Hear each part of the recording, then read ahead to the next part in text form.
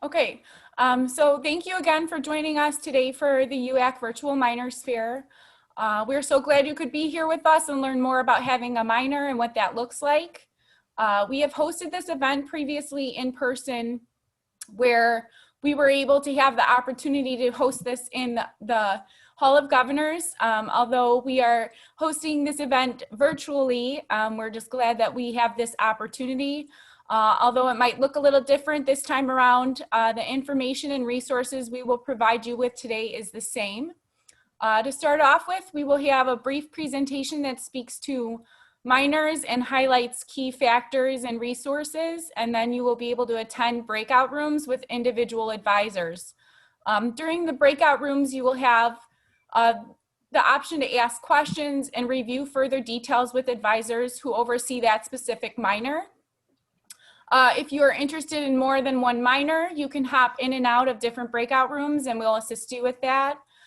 It might be helpful to have a pen and paper handy so you can write down questions as we go through the presentation, and then you can take those questions and notes to your breakout session and discuss that information with your advisor. We hope you guys have fun and enjoy the event. So before we get started with the presentation, I'm going to ask that all of the advisors introduce themselves and what programs they oversee. Again, my name is Carrie O'Shea. I advise students in accounting as well as community health.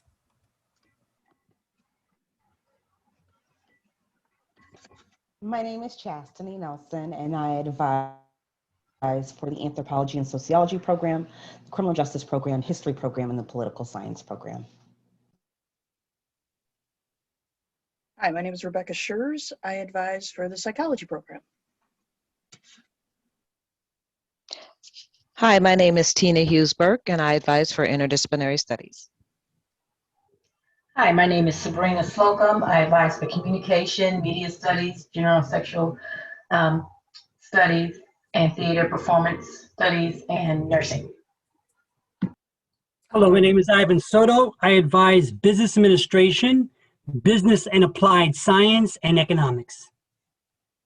Hi, I'm Pam Penn. I am the advisor for Communication Disorders, Health Administration, and Social Work, and I'm over the Social Work minor. Hi, my name is Karina Hernandez Casares, and I advise for Computer Science, Information Technology, Manufacturing Management, and Health Informatics. Hi, I'm Nicole Delaley. I advise for English, Mathematics, Chemistry, Biology, and any secondary education program that involves any program that involves secondary education.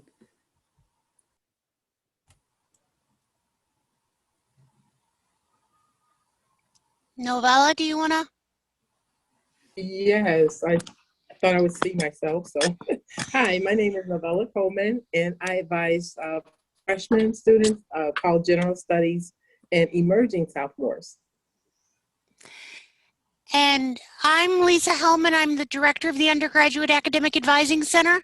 I am the advisor for art, undecided and undeclared students, and I advise for all the minors that aren't really attached to a particular major. So we also have a guest from the Center for Junior Year that I'd like for her to introduce herself as well. Hello, everyone. My name is Monica Okatipi. Thank you so much, Lisa, for the introduction. I am the Academic and Career Specialist in the Center for the Junior Year here at GSU.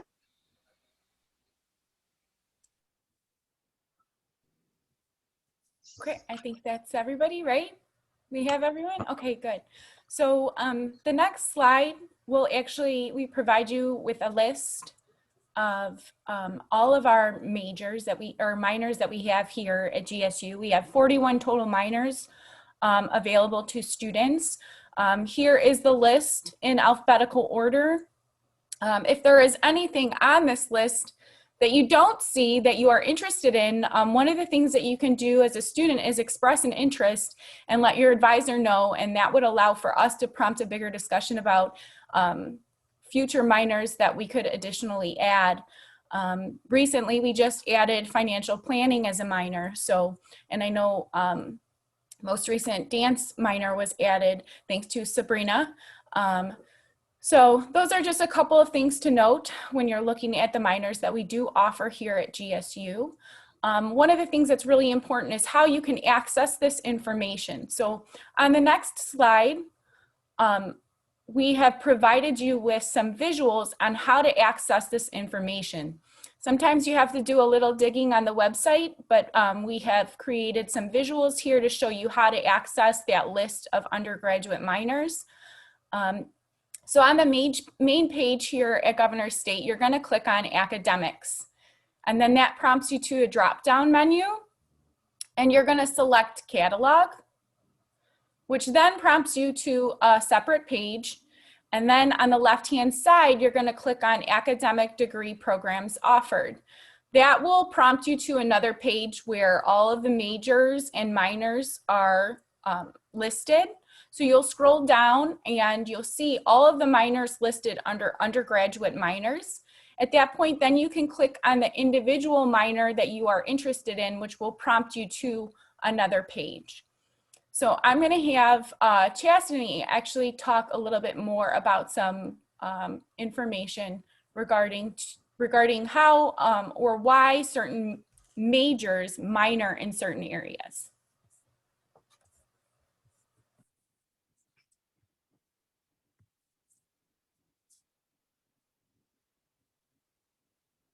I apologize. Becky, go ahead. I was kind of curious. What do certain majors typically minor in? Psychology commonly will minor in criminal justice, gen sex, ANSO, and management. The criminal justice is due to them. Many of them are planning on becoming police officers or working in the criminal justice field. Management, they're planning on working in HR and they want to have a management background. Criminal justice, very common. Many of the criminal justice majors have minored in forensic psychology for the same reason as the psychology majors, but it's just kind of the switch. They want to have the background in psychology along with the criminal justice degree. Community health, many of the students meet a lot of the requirements for psychology's minor already, so they'll minor in psychology to make better use of their credits. Accounting majors will sometimes minor in financial planning or finance because it makes them more marketable. And business administration, it depends on their concentration area of what they plan on minoring in. Be sure to check with your academic advisor before you sign up for a minor because they're going to be able to assist you.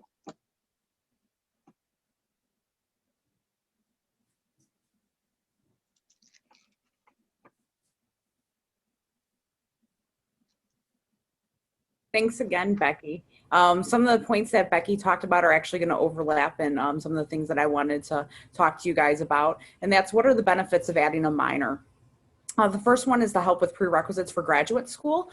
Some students have aspirations of going into graduate school. And if you don't have that aspiration or you haven't decided yet, that's completely fine. But for some students, they already know the next step after they finish their bachelor's degree is to go on to graduate school.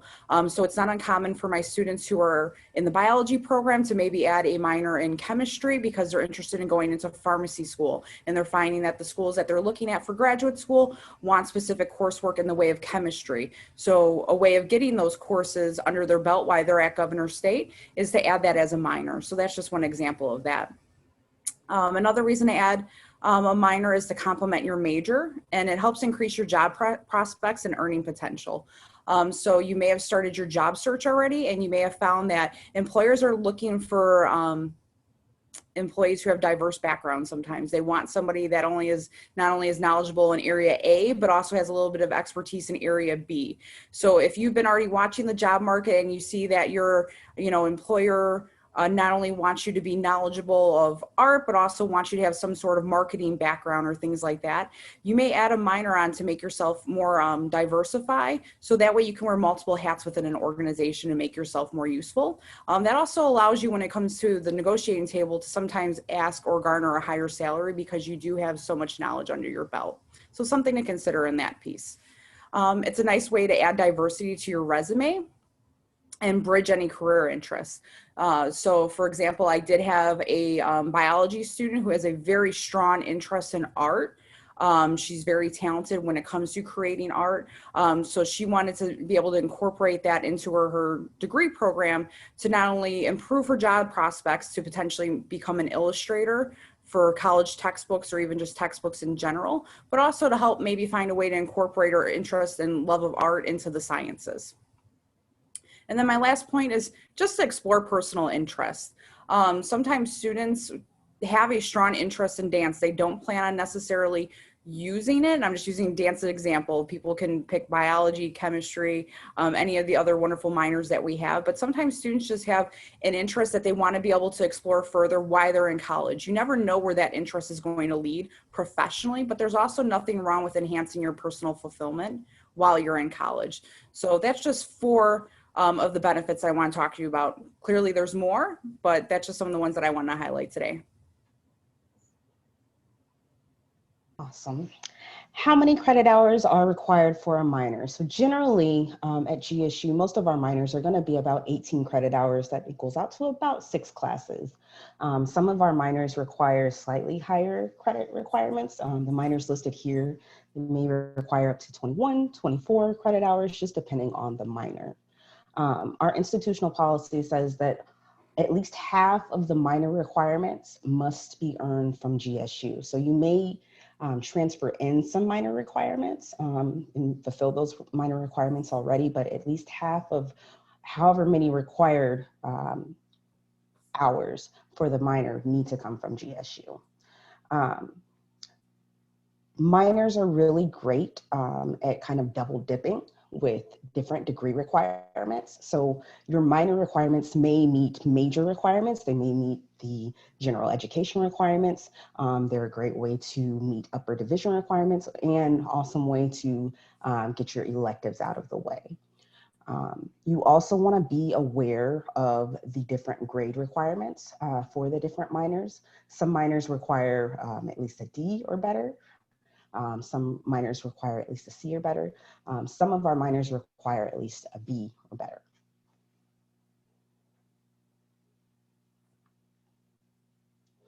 So we just wanted to give you a sample of a minor that works really well with one of our majors. So forensic psychology is a minor that I'm usually going to suggest to our criminal justice students because it's usually going to just require 2 to 3 more classes.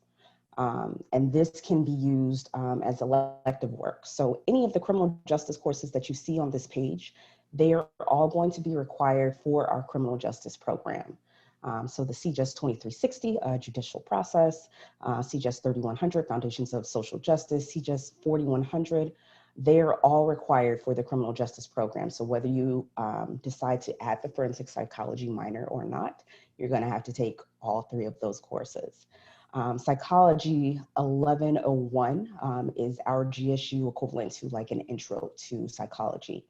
So that's usually a course that a lot of students transfer in from their community college.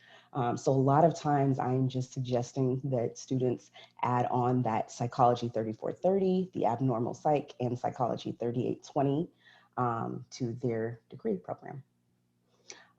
Each minor has very different requirements. So just make sure to reach out to your advisor to make sure that you are taking the minor requirements in the correct order, or just to make sure that you are completing those minor requirements as required. And then some of our requirements may require you to complete prerequisites. So again, just speak with your advisor about those different minors that you are interested in.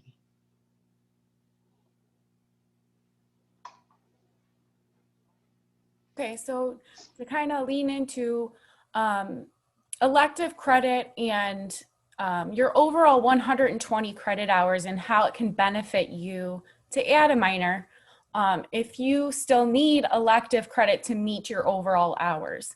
One of the main things that you want to do, and I know we keep emphasizing this, is discussing program requirements with your advisor.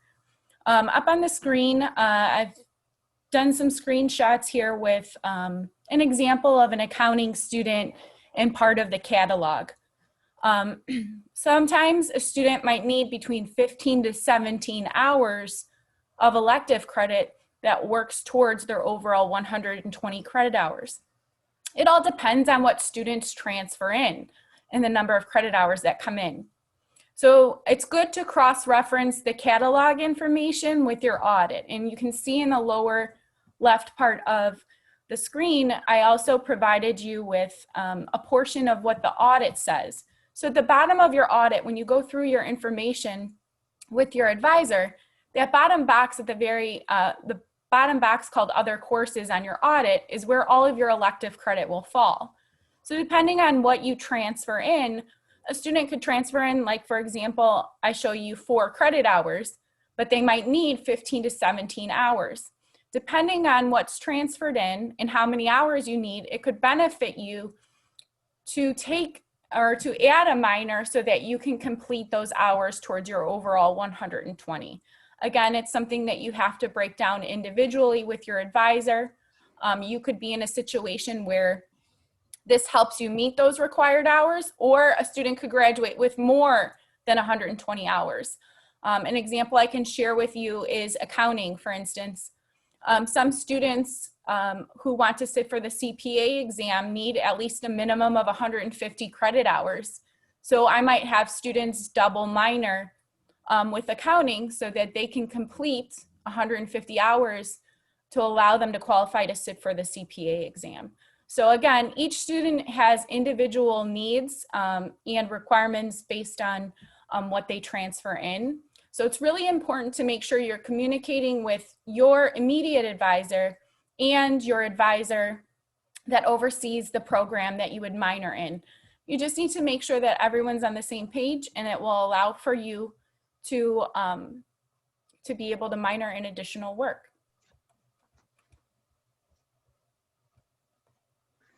So when are minors not recommended? If it takes away from your what you're studying, the minor classes are taking time away from your major studies and are lowering your performance in the major classes, the minor might be a bad idea for you.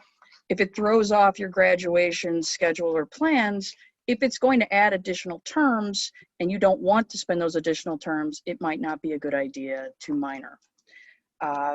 Additional classes beyond the 120 credit hours that, unlike Carrie's example, will add time on beyond the 120, and it will cost additional money and time. But you also must choose a minor outside your field of study.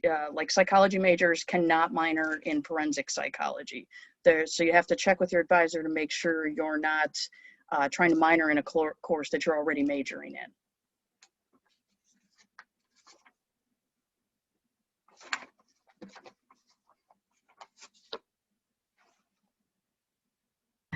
Sorry.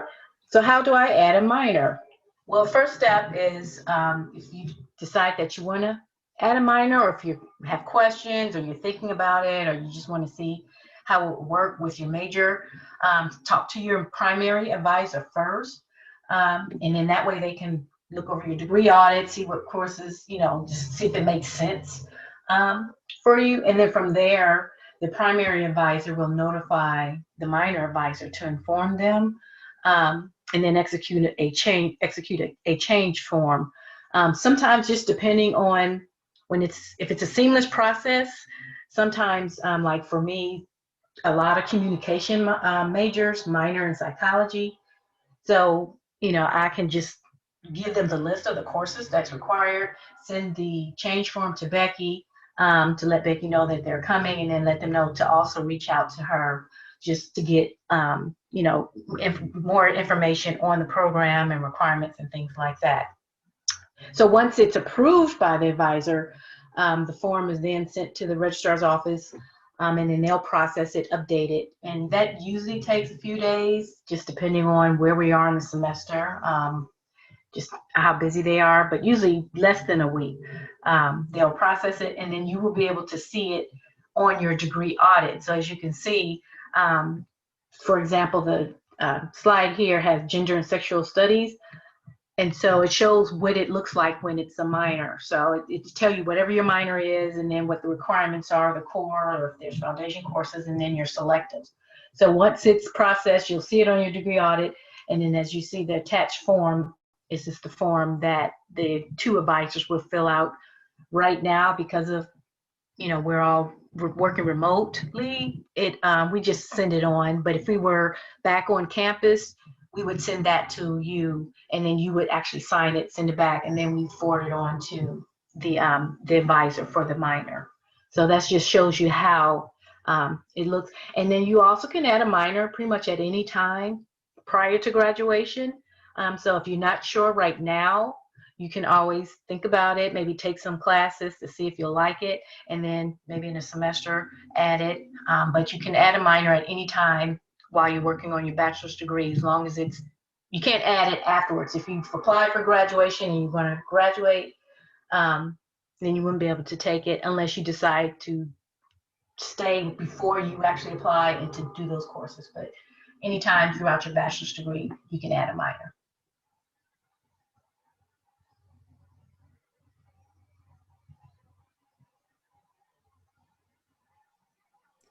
Sorry about that. I muted myself and didn't unmute. So if you have questions, we have our general contact information posted. The University Undergraduate Academic Advisors Office main line is 708-534-8043, or you can reach us at advising@govst.edu.